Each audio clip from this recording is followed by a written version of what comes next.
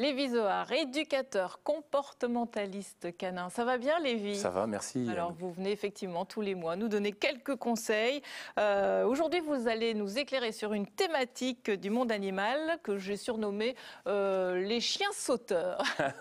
Voilà, ça n'existe pas, hein. Bien sûr, ce n'est pas une race, mais vous allez nous dire, en fait, il y a des chiens qui sautent sur les gens tout le temps. Donc, qu'est-ce qui se passe, en fait? Pourquoi cet animal saute? Alors, en fait, principalement, c'est lié à des interactions que l'humain a vis-à-vis du chien, tout simplement parce que quand on a un chien, lui, il va reporter tout à son monde. Et donc, pour lui, on est un peu considéré comme un autre chien.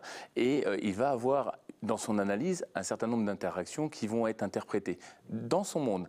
Alors, par exemple, quand il faut remonter un petit peu dans l'enfance du chien, enfin, quand il est chiot, Ouais. et par exemple, vous regardez beaucoup votre chiot parce que vous voulez savoir s'il est bien, s'il est confortablement installé, s'il ne fait pas de bêtises, etc. Donc, vous l'observez.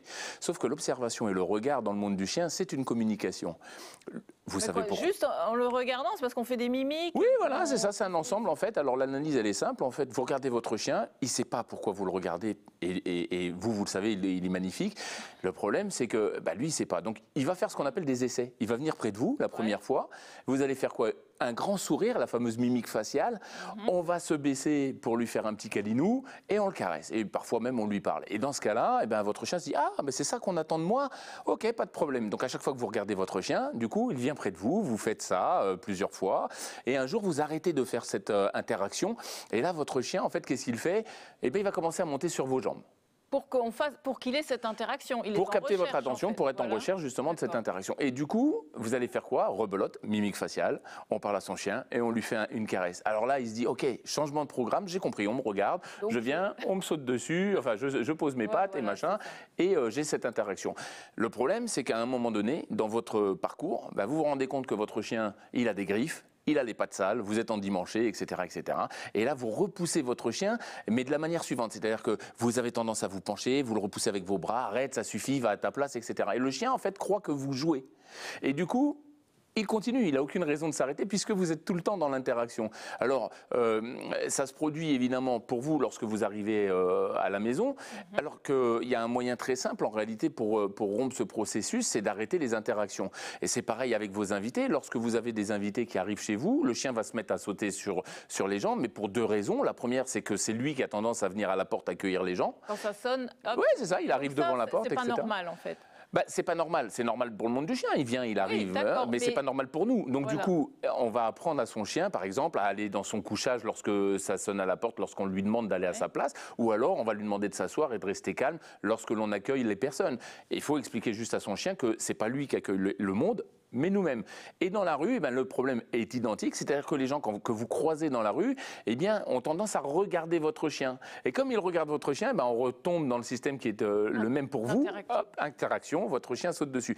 Bon, alors concrètement, il y a un moyen évidemment de régler ce problème, qui est un moyen très simple. On peut revenir en arrière. Alors. On peut revenir en arrière, on peut en fait en réalité apprendre à son chien à tout âge. Parce qu'il y a des gens qui considèrent qu'on ne peut pas apprendre au-delà de 6 mois, d'autres qui disent on ne peut pas au-delà de 5 ans, c'est absolument faux.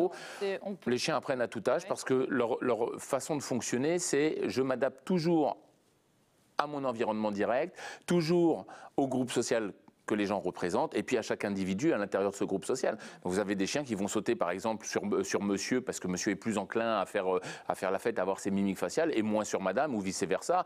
Et donc on peut apprendre aux chiens, évidemment, tout simplement à régler ce problème. Comment? Eh bien, il va falloir rompre l'interaction. On arrive. Il faut passer un cap de 10 à 20 secondes. Et ce cap-là est essentiel parce qu'il va permettre à votre chien justement d'arrêter ce système de vous sauter dessus. Comment? Eh bien, on va croiser les bras. On va ignorer son chien, c'est-à-dire qu'il n'existe pas, il n'est plus là, même s'il vous saute dessus, etc. Et il va falloir passer justement ce cap j'insiste, mais c'est 10-20 secondes. En fait, en réalité, dit comme ça, c'est pas énorme, mais quand on subit effectivement son chien qui nous saute dessus, c'est compliqué. Donc il faut vraiment qu'on fasse... Ce cap-là, on passe, et alors? Après, c'est terminé. C'est-à-dire que... Le chien comprend. Ah oui, il comprend. En fait, dans le monde du chien, comme il n'y a pas d'interaction, pas d'interaction, ça veut dire je m'en vais dans mon coin. Okay. Et ça, le chien, systématiquement, lorsque on est dans l'interaction, oui, il va être dans l'échange parce qu'il va le rechercher, mais si on rompt cette interaction, alors votre chien va se détourner et c'est comme ça que fonctionnent les chiens, donc tout simplement. Alors, quand on dit qu'il n'existe pas, pas de regard, pas de parole, pas de gestuelle. C'est ce qu'il faut faire au début, quand il est tout petit. Alors, idéalement, il y a un temps pour tout dans le petit. On s'arrête là. Merci Lévi. Merci Je rappelle que vous avez une page Facebook Linné et Laki, et puis que vous êtes aussi sur une radio noyonnaire le lundi à 19h, de 19h à 20h. Merci beaucoup. Merci On se retrouve beaucoup. dans un mois.